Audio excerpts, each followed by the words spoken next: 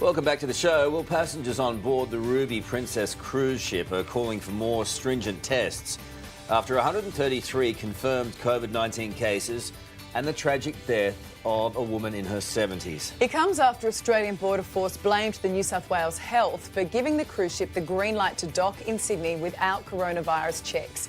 And joining us now are three of those passengers, Bernie, Kim and Phil, who are all in self-isolation in Adelaide. Hey guys, how are you?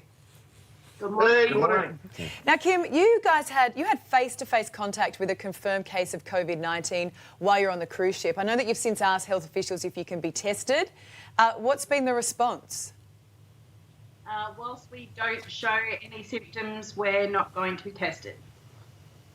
So no test. You have, even though you've asked to be, they've said no. Correct. Right. I mean, we do know that you can have coronavirus and not display any symptoms. Does that concern you? Very much so, yes. Ooh. Sorry, cat. What was that? Very, very much so, yes. Obviously, the cat's not concerned either. Bernie, I wanted to ask you, I mean, given the enormity of what's happened since everyone was let off the boat, what are your thoughts on what happened and what transpired, what should have happened in your mind? Look, in my opinion, we were all discussing before we got off the boat what sort of stringent checks we'd be going through, or even if we get off the boat.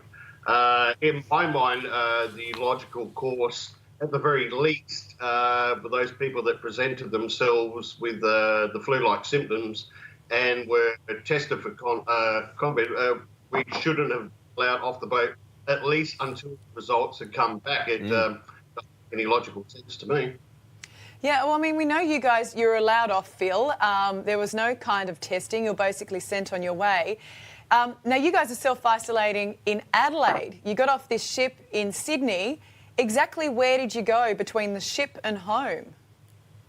A taxi, the domestic airport or domestic terminal in Sydney, mingled around, waited for our flight 2 hours, and then straight to Adelaide, another 2-hour flight there, and straight home. How many people do you reckon during the course of all that you came in contact with? Wow, how long's a piece of string? We couldn't actually answer that. More than 5, and yeah, the number's immeasurable. Yeah, if you're in a concourse at an airport, tens of thousands. How do you feel about that? It's scary to think that when we got off the ship, we thought that we were the ones who were the safest because there hadn't been any outbreaks. We thought that our risk was going to come being released into the airport and onto a plane.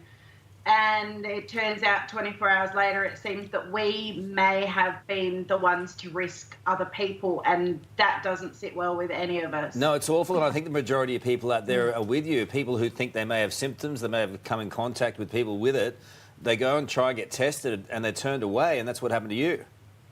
Exactly, and our oldest daughter had to move out of home so that we can self-isolate without her, and we don't know when we're going to see her again. We don't know that when we come to the end of the 14 days, whether we are still carriers, even if we haven't shown any symptoms. So if she moves back, are we putting her at risk? And even just resuming normal life, we don't know what sort of risk we're going to carry if we get through this 14 days without symptoms. So you're saying that you wouldn't feel safe, even after spending 14 days in self-isolation, of going out into the community, going to the supermarket, because you could still be potentially exposing people to this if you have it? Exactly. That's correct. Well, from everything I've read, anyone that's been confirmed as being infected has to self-isolate for longer than 14 days. Yeah. So if we're asymptomatic, so carriers are not showing symptoms, that 14-day period seems a bit arbitrary. Yeah, it seems like we don't know exactly how it is transferred, what that incubation is, and obviously at the moment you could be carrying it, we don't know, and you could have passed it on to any number of people in the meantime. This is where the government's safeguards have fallen down, aren't they? This is where New South Wales Health essentially let down New South Wales and really Australia, the world. We saw the Border Force Commissioner yesterday. express his thoughts, a clear line of what they did. Yeah. And the one thing missing was New South Wales Health. So that's who you blame for this, New South Wales Health? Well, certainly they're the ones that are responsible for health checks prior to our embarkation, the eight-hour delay in embarkation on the 8th of March. Then there was nothing to worry about from their point, obviously, for us to leave the ship, even though they're aware that there were some possible cases as far back as when we were in Wellington. What advice have you had from the government then? What have they told you to do? I mean, you're self-isolating, you're doing the right thing, and we all applaud you for doing that. That's good on you for doing that and taking responsibility. But what communication have you had from the government? We get a daily SMS from SA Health with a link to fill out a survey, basically to see whether we have one of 4 symptoms. And I think we've had a couple of SMSs from New South Wales Health with a link to fill in a single questionnaire. Basically, do you have any symptoms? Yes, no, and that's it. You come off a virus-riddled boat and you get given a questionnaire. Well, that says about it as much as we need to hear. Do you have any symptoms? No, thank you. Okay, good on you guys. Thank you.